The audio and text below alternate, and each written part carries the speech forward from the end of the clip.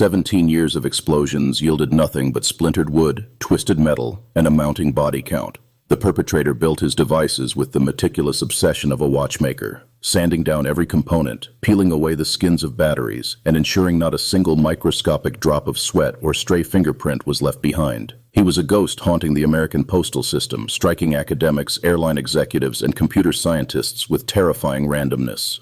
Traditional forensics had completely failed. By the time the Unabomber task force reached its absolute breaking point, investigators had exhausted every conventional avenue of criminal detection. They had no ballistics profile to match, no chain of custody to trace back to a hardware store, and no DNA evidence to run through a database. The most expensive and expansive manhunt in the history of the FBI was paralyzed by a suspect who simply refused to make a physical mistake. The turning point did not come from a stray hair or a careless footprint. It came in the mail.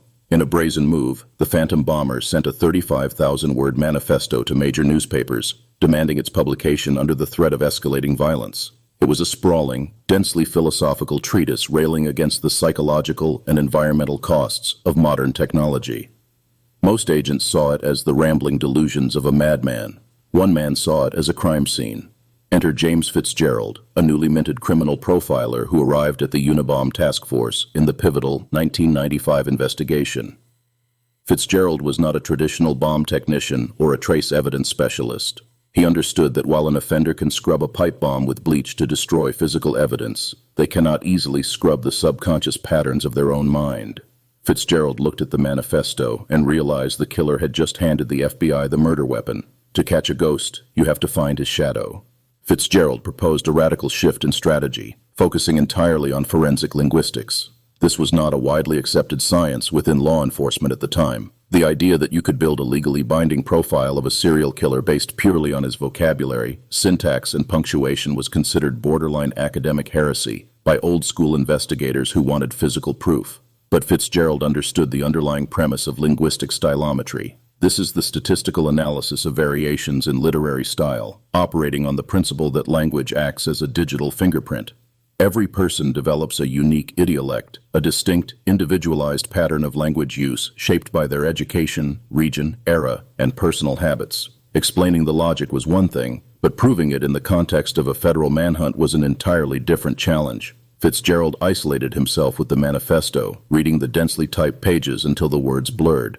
He began to dissect the document sentence by sentence, cataloging idiosyncratic choices in phrasing. The author did not write like an uneducated zealot. He wrote with the rigid, structured precision of a highly educated academic. The vocabulary was sophisticated, the arguments were meticulously structured, and the grammar was nearly flawless. The text revealed a highly specific demographic profile. The author used archaic terminology and formatting styles that pointed to a specific era of higher education. Words like chimerical and propagandistic stood out. More importantly, the bomber used specific spelling variations that were favored by the Chicago Tribune in the mid-20th century, suggesting he had spent formative years in that region reading that specific publication. The linguistic net was slowly beginning to tighten. Fitzgerald built a massive database of the Unabomber's words, cross-referencing phrases against academic papers, political tracts, and historical literature. He was looking for the linguistic equivalent of a matching ballistics striation. He noticed the author's tendency to use complex hyphenations and specific transitional phrases. The text was a map of the killer's mind, revealing a man who was deeply isolated but desperate to be understood on an intellectual level. The publication of the manifesto, a highly controversial decision pushed by the FBI, was a calculated gamble. The strategy was simple but risky. Put the words out into the world and hope that someone, somewhere, recognized the unique cadence of the author's voice. It was a massive crowdsourcing of forensic linguistics, relying on the public to spot the subtle stylistic markers that Fitzgerald had spent months cataloging in his underground office. The gamble paid off in a profoundly tragic way. Far from the bustling FBI command center, a woman named Linda Patrick read the published manifesto. She found the tone, the anti-technology rhetoric, and the underlying anger disturbingly familiar. She showed it to her husband, David Kaczynski. David read the words and felt a cold dread wash over him. The voice in the manifesto sounded exactly like his estranged older brother, Ted Kaczynski. Ted Kaczynski was a former mathematics prodigy who had abandoned a promising academic career at Berkeley to live in a primitive, isolated cabin in the wilderness of Lincoln, Montana. He had cut ties with his family years earlier, communicating only through sporadic, increasingly hostile letters. David Kaczynski possessed a trove of these private letters, documents that held the key to the entire 17-year mystery. When David Kaczynski's attorney handed these letters over to the FBI, they eventually landed on the desk of James Fitzgerald. This was the moment of truth. Fitzgerald now had a known sample of text to compare against the unknown sample of the manifesto. If linguistic stylometry was going to work, the patterns between the two documents had to align with undeniable, statistically significant precision. The comparison was painstaking. Fitzgerald was not just looking for shared ideas about technology or society, as anyone could share those philosophies. He was looking for subconscious mechanical habits. He analyzed the sentence structures, the use of passive voice, the formatting of margins, and the specific ways the author constructed logical arguments. The forensic alignment between the private letters and the public manifesto was staggering. One particular phrase stood out, becoming the linguistic equivalent of a smoking gun. In the manifesto, the Unabomber wrote, "You can't eat your cake and have it too."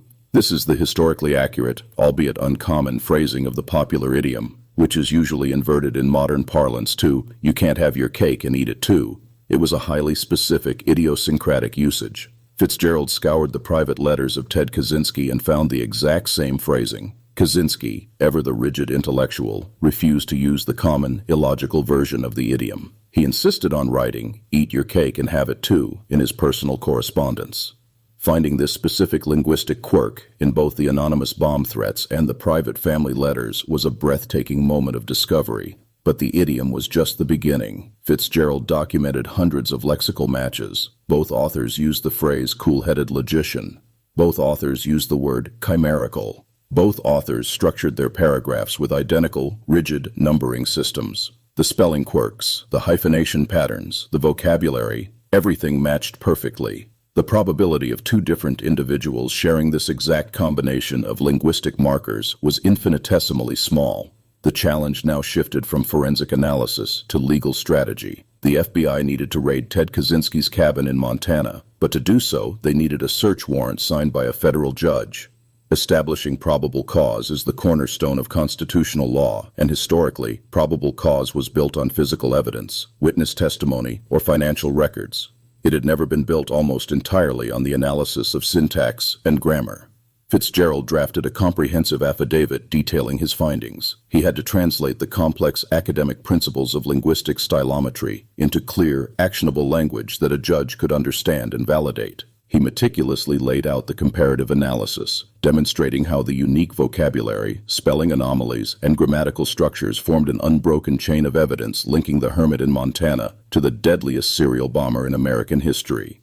This was uncharted legal territory. If the judge rejected the premise of forensic linguistics, the warrant would be denied, the investigation would stall, and the Unabomber would likely strike again.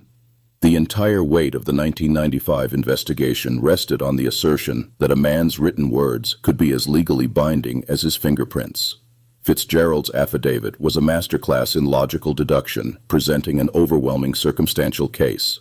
The federal judge reviewed the affidavit and found the linguistic evidence compelling. The search warrant was granted. It was a monumental victory for a nascent forensic discipline. In April 1996, federal agents descended on the small, snow-covered cabin in the Montana wilderness. They did not know exactly what they would find inside, but they knew they were looking for a man whose mind matched the pages of the manifesto.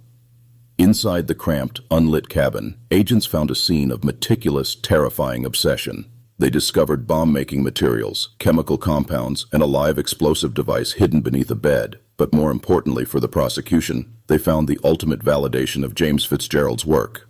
They found journals, thousands of pages of handwritten notes, and the original typewriter used to draft the 35,000-word manifesto. The physical evidence recovered from the cabin was overwhelming, but it was the linguistic analysis that had provided the map to the front door. Ted Kaczynski was arrested and eventually charged with multiple counts of transportation, mailing, and use of bombs resulting in death. The man who had outsmarted the FBI's physical evidence teams for nearly 2 decades had finally been undone by his own desperate need to be heard. Kaczynski's defense team initially explored an insanity plea, hoping to spare him the death penalty. They argued that the manifesto was the product of a deeply disturbed mind. However, the linguistic analysis cut both ways. The structured, highly organized nature of his writing demonstrated a clear, methodical intellect. He was not a disorganized thinker. He was a highly calculated killer who knew exactly what he was doing. Ultimately, Kaczynski refused to allow his lawyers to pursue an insanity defense, fiercely protecting his intellectual legacy over his own life. Facing insurmountable evidence, both physical and linguistic, he pleaded guilty to all charges in 1998. He was sentenced to 8 consecutive life terms in prison without the possibility of parole. The longest and most expensive manhunt in FBI history was finally over. The resolution of the Unabomber case fundamentally changed the landscape of criminal investigations. It proved that language is not just a medium of communication. It is a vital piece of behavioral evidence. James Fitzgerald's pioneering work forced the law enforcement community to recognize that the way a suspect writes can be just as incriminating as the weapon they hold. Forensic linguistics moved from the fringes of academia to the center of federal law enforcement. Today, the techniques utilized during the 1995 investigation are standard practice in cases involving ransom notes, threatening emails, and anonymous online harassment. Investigators routinely analyze digital communications to identify unknown subjects, looking for the same subconscious markers that brought down the Unabomber. The logic remains exactly the same. No matter how carefully an offender attempts to disguise their identity, their choice of words will inevitably betray them. Ted Kaczynski built bombs that left no physical trace, believing he was entirely invisible to the mechanics of justice. But he could not hide his intellect, his arrogance, or his deeply ingrained linguistic habits. By applying the rigorous logic of stylometry, James Fitzgerald decoded the manifesto and illuminated the path to a remote cabin in Montana. It is a stark reminder that in the modern era of detection, a criminal's own words are often the most dangerous evidence they leave behind.